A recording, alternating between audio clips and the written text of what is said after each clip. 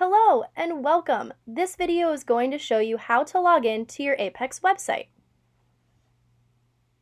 The first thing you're going to do is go to www.myapexevent.com.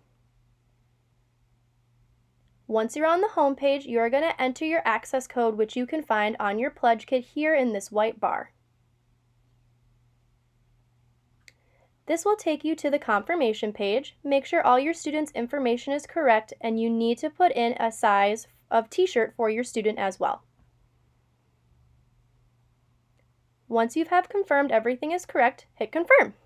Here is where you can add a sibling and have them share a page.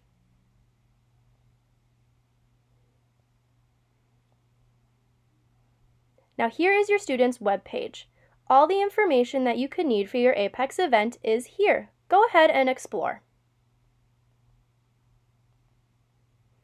This orange button here is where people can pledge your student.